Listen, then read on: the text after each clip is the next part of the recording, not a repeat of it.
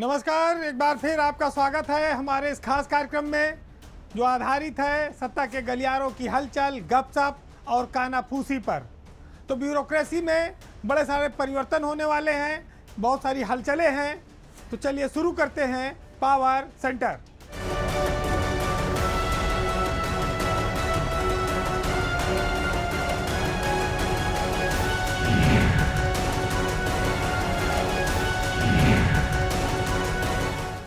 अपने यहाँ पर एक गाना आया था कि सावन का महीना और पवन करे शोर, लेकिन उत्तर प्रदेश की नौकरशाही में इन दिनों अगस्त का महीना शोर किए हुए है।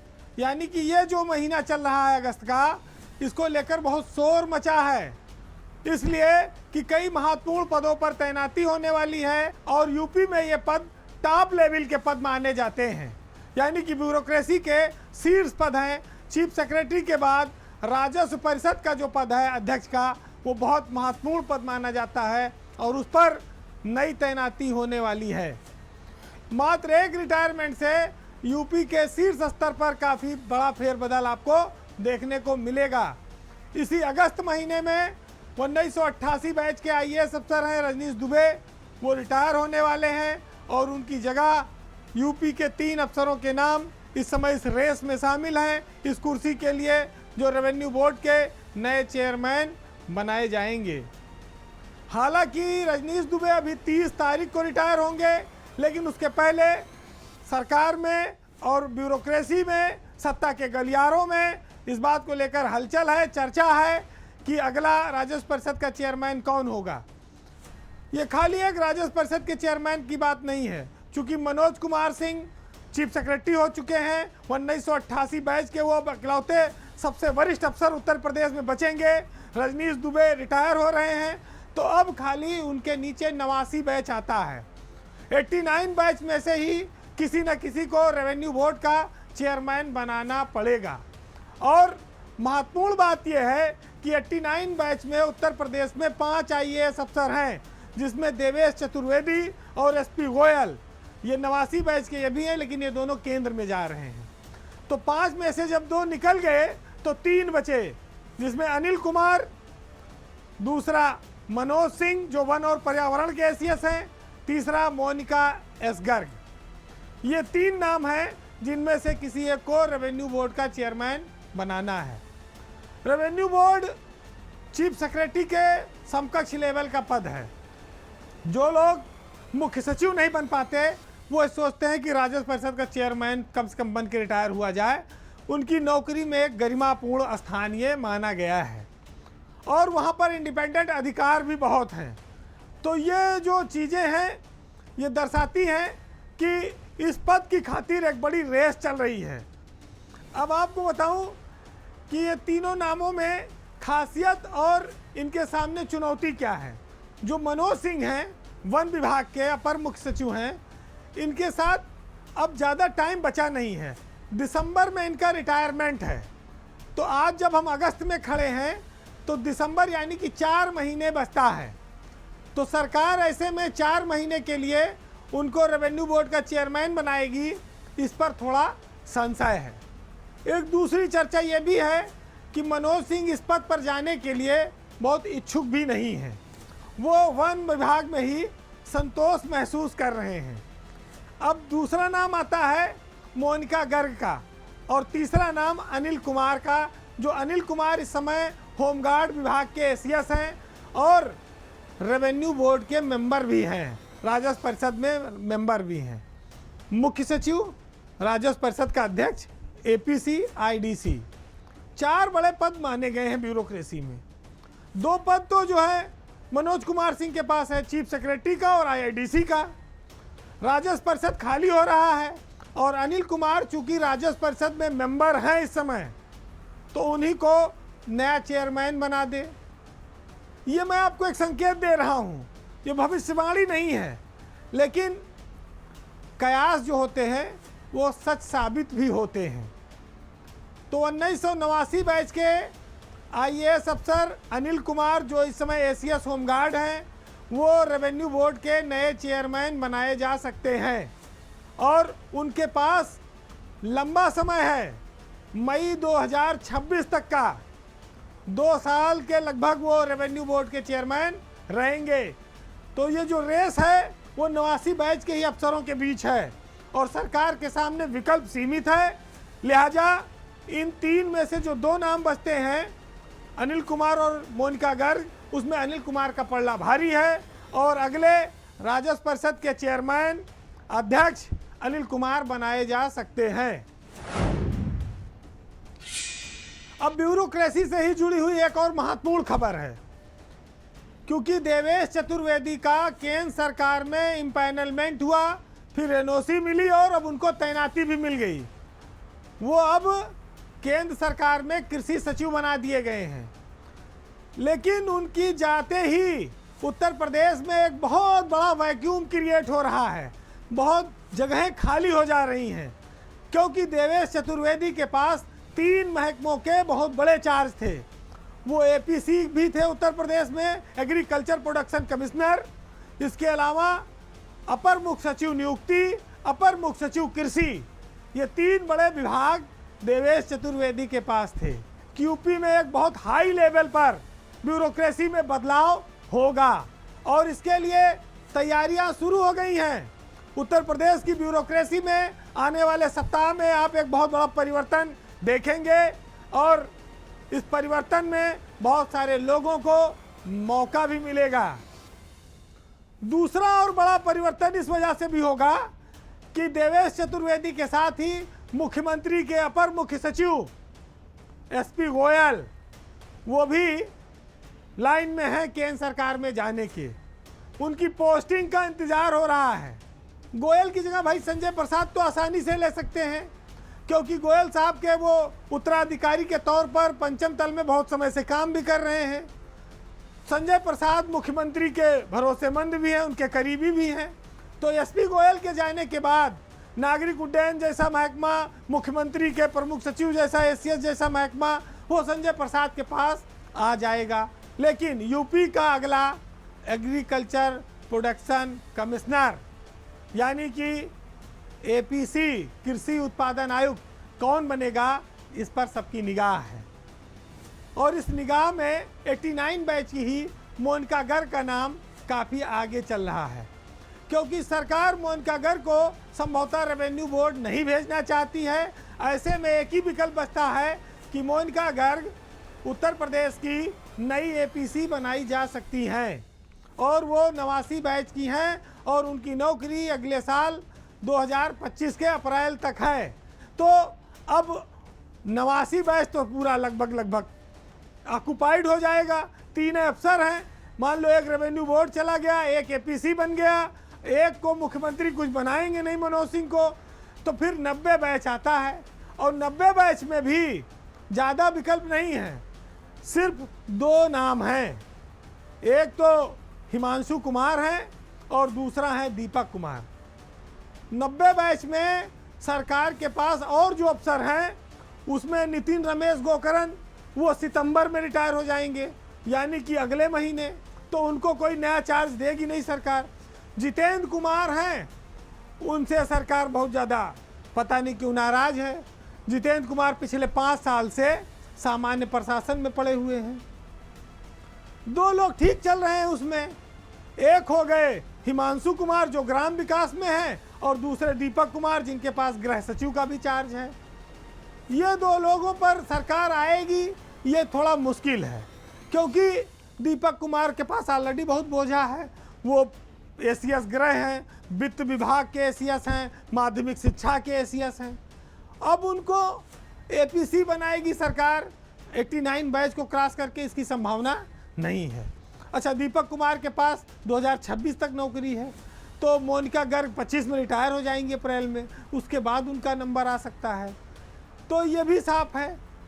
तो ये ब्यूरोक्रेसी में जो नया समीकरण बना है उसमें देवेश चतुर्वेदी के एक पद पर तो मोनिका गर्ग जा सकती हैं, लेकिन नियुक्ति सचिव और कृषि सचिव का ढूंढ पाना सरकार के लिए बड़ी टेढ़ी खीर है। दीपक कुमार ऑलरेडी इतने बोझे से लदे हुए हैं, अगर नियुक्ति सचिव भी बना दिए गए तो ये कहा जाएगा भाई मुख्यमंत्री, मुख्य सचिव, गृह सचिव, नियुक्ति सचिव का सब एक ही जाति के होंगे। ये भी सब चीज़ें यहाँ चलती हैं। तो ये बड़ा विचित्र स्थिति बनी है। अफसर उत्तर प्रदेश में है नहीं, सरकार लावे कहाँ से, पैदा कहाँ से कर देगी। जो दिल्ली गया है वो यहाँ लौटना नहीं चाहता है। गिनती के प्रमुख सचिव बचे हुए हैं, एक एक को 3-3 4-4 चार्ज दिया गया है। और जो दागी हो गया एक बार, वो 5-5 साल से संट किनारे पड़ा है, उसको लौटने नहीं है। अब आप सोचिए कि कुछ ऐसे हैं जिनकी किस्मत पर ताला मार दिया गया, और कुछ ऐसे हैं जो काम के बोझ तले लदे हैं, वो पब्लिक से भी नहीं मिल पाते, अपने विभागों के साथ कितना न्याय कर पाते होंगे। बड़ी अजीब सी विचित्र सी स्थिति बन गई कि दुनिया का बहुत बड़ा प्रदेश, भारत का सबसे बड़ा प्रदेश, और अधिकारियों का टोटा है। जितना बड़ा प्रदेश उतने कम अधिकारी। सरकार काम कराए तो किससे कराए, प्रमुख सचिव बनाए, एसीएस बनाए तो किसको बनावे। ये बड़ी विचित्र स्थिति बनी है। अब देखिए क्या निर्णय होता है। अब बात जीरो टॉलरेंस की, भ्रष्टाचार के खिलाफ सरकार के दावों की। आज हम आपको एक ऐसी कहानी से रूबरू करा रहे हैं जो सरकार की नाक के नीचे लखनऊ में बैठकर अफसरों के द्वारा किए जा रहे भ्रष्टाचार को उजागर करता है, और ये बताता है कि वो बेखौफ हैं, वो दोनों हाथ से पैसे लूट रहे हैं और उनको सरकार का कोई डर नहीं है। बात उत्तर प्रदेश राजकीय निर्माण निगम की है और उसकी साख की है, जो पहले ही मुख्यमंत्री की नज़रों में खराब थी, लेकिन इसके बावजूद उनके इंजीनियर घटिया काम करने से, भ्रष्टाचार करने से पीछे नहीं हट रहे हैं। इंजीनियरों के जो भ्रष्टाचार की छाप है उसको मिटाने की जिम्मेदारी एमडी योगेश पवार ने खुद ले रखी है, क्योंकि चारों ओर से जब माल हलोर रहे हो तो फिर जिम्मेदारी भी सब पाप को ढकने की तुम्हारी हो जाएगी। यूपी आरएनएन का मामला इतना हैरान करता है कि आप सुनकर दंग रह जाएंगे। बात उत्तर प्रदेश के सबसे प्रतिष्ठित और अंतर्राष्ट्रीय स्तर पर ख्याति प्राप्त लखनऊ के केडी सिंह बाबू स्टेडियम की है, जहां पर इंजीनियरों ने बहुत बड़ा घोटाला कर दिया। यानी कि उन्होंने केडी सिंह बाबू के नाम को भी नहीं छोड़ा, उन्हें भी नहीं बख्शा। उत्तर प्रदेश में स्मार्ट सिटी परियोजना के तहत लखनऊ में केडी सिंह बाबू स्टेडियम के ऊपर 50 करोड़ रुपया खर्चा किया गया एक अंतर्राष्ट्रीय स्तर का स्टेडियम बनाने के लिए, ऑल वेदर स्विमिंग पूल बनाने के लिए, ट्रैक बनाने के लिए। आजकल आप जानते हो मंत्री जो जैसे काम आता है उसके साथ ठेकेदार भी भेज देते हैं। अब पीडब्ल्यूडी का उपक्रम है यूपी निर्माण निगम, जिसको इस स्टेडियम में काम करने का ठेका दिया गया। और पवार साहब की आप देखिए कि ना कोई टेंडर ना फेंडर, और वही डीसीयू पैटर्न पे सरकार की आंख में धूल झोंक कर काम कराया जा रहा बिना टेंडर के अपने चहेते ठेकेदारों से।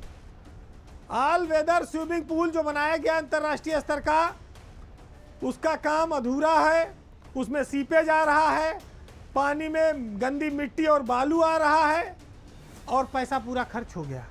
20 करोड़ से ज़्यादा रुपया योगेश पवार के इंजीनियरों ने केडी सिंह बाबू स्टेडियम के तरणताल स्विमिंग पूल में लगा दिया, खा गए। अब मरम्मत कैसे हो, हैंडओवर कैसे हो, मरम्मत के लिए पैसे नहीं बचा, इंजीनियर खा के निकल गए, और योगेश पवार साहब डकार मार के बैठे हैं।